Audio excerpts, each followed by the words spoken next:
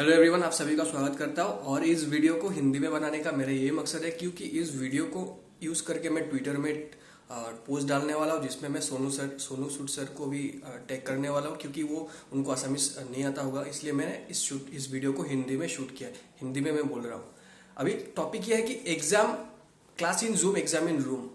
Zoom में हम लोगों ने क्लास किया, हमारे बच्चों हमारे स्टूडेंट्स ने, जितने भी जूनियर्स थे उन लोगों ने जूम में क्लास किया, गूगल मीट में क्लास किया। और अभी उन लोगों को एग्जाम देना है और रूम में, मतलब ऑफलाइन एग्जाम देना है।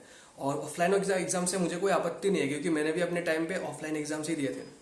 तो मैं ये पूछना चाह रहा हूँ कि अगर कोई बच्चा, कोई स्टूडेंट अगर नेक्स्ट महीने में, मैं असम बोर्ड का बात कर रहा हूँ, असम बोर्ड में अगर कोई बच्चा नेक्स्ट महीने में अपने क्लास 10 और 12 का एग्जाम देने जाएगा, मान लो वो उस बच्चे ने, उस लड़का या लड़की ने, उसने चश्मा पहना है, वो चश्मा पहनता है वो लड़का या लड़की।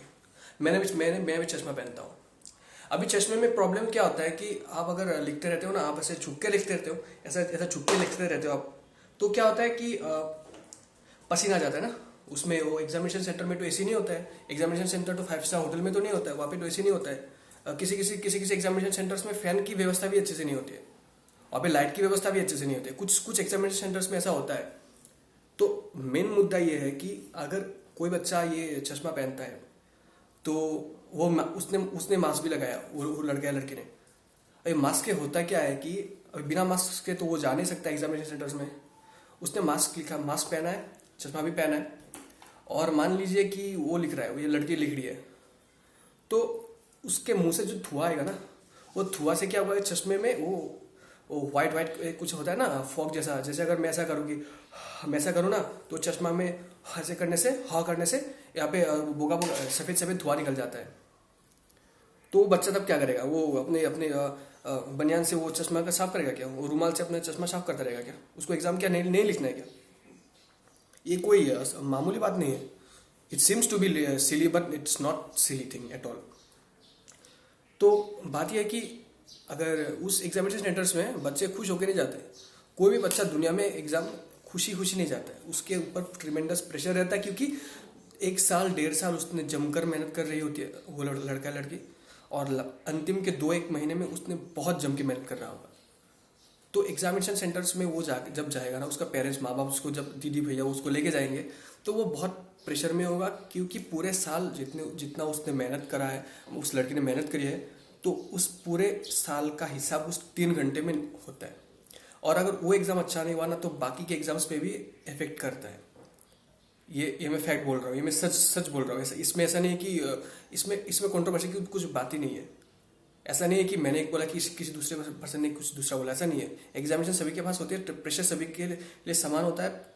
कुछ बच्चों को प्रेशर थोड़ा झेलने में तकलीफ होती है, और उसी टाइम पे अगर उस बच्चे को ये मास्क लगाओ, ये तुम सैनिटाइज करो, सैनिटाइज करने में कोई प्रॉब्लम नहीं है, ये सब जरूरी है, मास्क पहनना जरूरी है। लेकिन इसके कॉन्स क्या हो सकते हैं? इसके कॉन्स ये हो सकते हैं कि बच्चों के ऊपर बहुत प्रेशर बनेगा। बच्चों के ऊपर अभी कोई बच्चा लिख रहा है, अभी सामने से इन्विजिलेटर आते हैं और बोलते हैं कि तुम बेटा इसमें साइन करो। मेरे अपने टाइम में मुझे बहुत गुस्सा आ जाता था इस टाइम में, क्योंकि मुझे एग्जाम्स लिखना है या फिर वहाँ पे सिग्नेचर करना है। सिग्नेचर करना भी ज़रूरी है क्योंकि उनको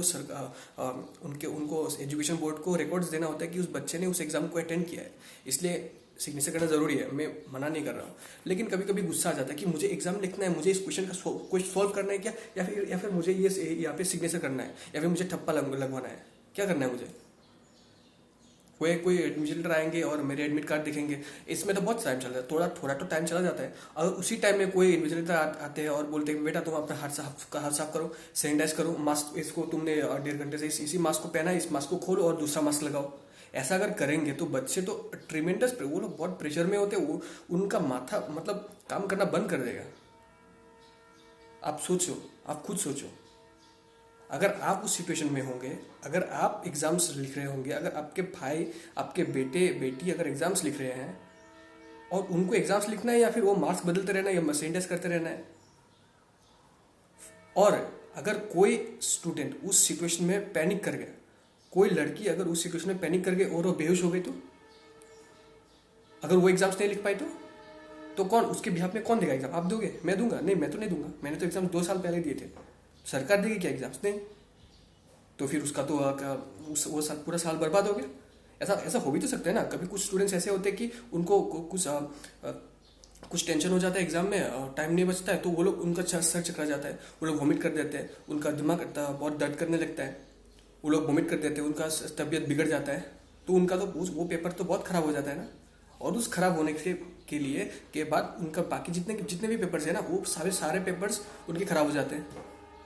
उसके बाद स्टूडेंट हो जाता है, वो लड़की हो जाती है डिमोटिवेट, वो डिप्रेशन में चली जाती है, एंग्जाइटी में चली जाती है। कुछ कुछ सिचुएशन में स्टूडेंट सुसाइड भी कर लेते हैं। मैं ये मन घड़क बात तो नहीं कर रहा ना, मैं मन घड़क बात नहीं कर रहा, मैं जो है वही बोल रहा हूँ। स्टूडेंट्स के साथ ये सिचुएशंस पहले हुए हैं, और अभी सिचुएशंस और भी बहुत डिफिकल्ट है अगर उनको फोर्स किया जाए एग्जाम्स में बैठने के लिए।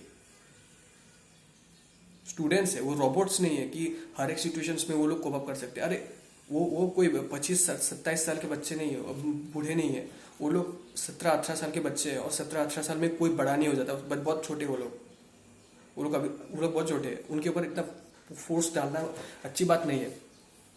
मान लीजिए कोई स्टूडेंट सर चकरा गया, वो बेहोश हो गया। अब मान लीजिए कोई स्टूडेंट उसका सर चकरा गया, वो बेहोश हो गया, उसके पास पानी भी नहीं है, उसने पानी भी खा लिया, और क्या उसको एक्स्ट्रा टाइम मिलेगा क्या? अगर 9 बजे से 12 बजे तक उसका एग्जाम होगा, तो उसको मान लीजिए कि 10:30 बजे से 11 बजे तक उसका वो बेहोश हो गई वो लड़की, तो उसको क्या आधा घंटा देंगे क्या? नहीं देंगे ना। देंगे क्या? ऐसा तो कोई प्रोविजन है नहीं। या फिर अगर है भी तो कितनों को देंगे? मान लीजिए एक लड़की को स्टेट बोर्ड ने आधा घंटा एक्स्ट्रा कर दिया, ऐसे तो बहुत स्टूडेंट मांगने लगेंगे कि हमको भी दो, हमको भी 1 घंटा दो, हमको भी एक्स्ट्रा हाफ एन आवर दो, तो कितनों को देंगे? ये एक सोचने वाली बात है। और ये चश्मा का बात तो है ही, तो आप लोग सोचिए कि इस सिचुएशंस में करना क्या है। अभी सीबीएसई तो कोई हलवा बॉडी नहीं है ना, अभी सेंट्रल गवर्नमेंट तो कोई ऐसे ही तो वो लोगों ने हवा में तो एग्जाम्स कैंसिल नहीं करे ना, कुछ सोचा होगा उन लोगों ने। तो हमारे असम गवर्नमेंट को भी यही सोचना चाहिए कि स्टूडेंट्स के बिहाफ में कैसे डिसीजन लिया जाए। मैं इतने दिनों से चिल्ला रहा हूँ, कुछ तो हेल्प करो भाई। तुम लोगों ने हेल्प करा। हमारे जितने भी असम के यूट्यूबर्स है, वो लोग कुछ तो बोले, कुछ तो वो लोग भी करे ना, कंट्रीब्यूट करना है ना। हम लोग आसामीज है, यूट्यूबर्स बाद में, पहले हम लोग आसामीज पीपल है, तो आसामीज पीपल को आसामीज बच्चों के लिए कुछ करना चाहिए। मैं ज़्यादा टाइम नहीं लूँगा, मैं इतना ही मुझे बोलना है कि class in zoom, exam in zoom, ये तो यही बात हो गई कि आप पबजी खेलो, आप पबजी में बहुत अच्छे हो, आप फ्री फायर में बहुत अच्छे हो, और उसके बाद आपको इंडियन आर्मी में आपको भर्ती कराया गया। कोई ट्रेनिंग नहीं, आपको बोला कि जाओ अभी तुम पाकिस्तानियों को मारो, अभी तुम किसी टेररिस्ट को मारो। ऐसा तो नहीं होता ना। आपको अगर बैटल फील्ड में उतरना ही है तो आपको प्रॉपर 1-2 साल आपको अच्छे से ट्रेनिंग दिया जाएगा, या फिर जितना भी टाइम चाहिए होता है इंडियन आर्मी में। ऐसा तो नहीं होता कि आपने पबजी खेला और आपको सीधा इंडियन आर्मी में भर्ती कराया दिया गया। ऐसा तो नहीं होता ना, ऐसा तो नहीं होता है। तो एग्जाम रूम में कैसे होंगे? अगर जूम में क्लासेस हो रहे हैं तो फिर एग्जाम्स को स्टूडेंट्स को एसेस करने में कोई दूसरा ऑल्टरनेटिव चाहिए होता है।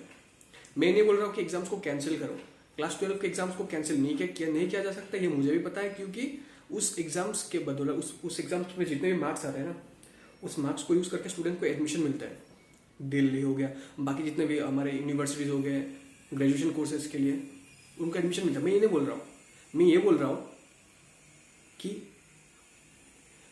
रहा हूँ कि उसको पोस्टपोन करिए, एग्जाम्स को पोस्टपोन करिए, जैसे सीबीएसई ने वो कर रखा है, जैसे बाकी स्टेट बोर्ड्स ने कर रखा है। और ऐसा टाइम जब सीबीएसई से आप लोग बातचीत करिए, क्योंकि अगर वो लोग सोच रहे हैं तो सीबीएसई को पूरे देश के लिए सोचना पड़ेगा। और ऐसा नहीं है कि सीबीएसई कैंसिल करा रहा है, ऐसा नहीं होता है। सीबीएसई ने पिछले साल भी कुछ पेपर्स सीबीएसई के बाकी रह गए थे, और उन्होंने अच्छे से उन लोगों को दे दिया है नंबर कुछ करके। मतलब वो सीबीएसई को पता है, वो स्टेट बोर्ड्स के जितने भी हमारे टीचर्स हैं, जितने भी टीचर्स एकेडमिशियंस, उनको वो लोग उस बॉडी में हैं, उन लोगों को पता है कि स्टूडेंट्स को कैसे एसेस करना होता है। तो उनकी हेल्प लीजिए। हमारे जितने भी रिटायर्ड प्रोफेसर्स हैं हमारे स्टेट में, असम में, जितने भी यूनिवर्सिटीज़ हैं, उनसे आप लोग कंसल्ट कीजिए। हमारे सेवा बोर्ड, एसेक बोर्ड, उनसे आप लोग कंसल्ट कीजिए कि कैसे स्टूडेंट्स के साथ उनको एसेस किया जाए, ताकि स्टूडेंट्स को ज़्यादा तकलीफ ना हो, गार्जियंस को ज़्यादा तकलीफ ना हो, ताकि ऐसा नहीं हो कि स्टूडेंट्स मास्क लगा के गया, वो बहुत ट्रिमेंडस प्रेशर में है, उसने एग्जाम लिख के वो फिर से घर में आया, उसको और उस रात से उसका तबीयत बिगड़ गया, वो उसका कोरोना पॉजिटिव निकल गया। उसके बाद क्या होगा? उसके बाद वो फिर से दोबारा एग्जाम लिखने जाएगा, फिर से दोबारा बहुत सारे टीचर्स, बहुत सारे उसके फेलो फ्रेंड्स उनके कांटेक्ट में आएंगे, वो अपने घर में माँ बाप के कांटेक्ट में आएंगे। उसके बाद वो सभी को कोरोना पॉजिटिव कर दिया जाएगा और फिर से उसको क्या एग्जाम लिखने दिया जाएगा क्या? अगर दिया जाएगा भी तो उसको सेपरेट रूम में उसको लिखना पड़ेगा। और सेपरेट रूम में अगर कोई स्टूडेंट एग्जाम लिखे तो वो कितना कितना बुरी बात है, वो कितना प्रेशर में आ जाएगा वो बच्चा। तो मैं ये चाहता हूँ कि इस वीडियो को आप ज़्यादा से ज़्यादा फैलाओ, जितना हो सके आप इस वीडियो को फैलाओ, शेयर करो और अपने विचार इस कमेंट में आप लिखो। वीडियो को अच्छा लगे तो लाइक करो, शेयर करो, सब्सक्राइब करो और किसी बड़े इन्फ्लुएंसर्स को आप टैग करो इस वीडियो के लिंक से, ताकि इस वीडियो को बहुत सारे स्टूडेंट्स तक पहुंचा जा सके। तो आज के लिए इतना ही, धन्यवाद।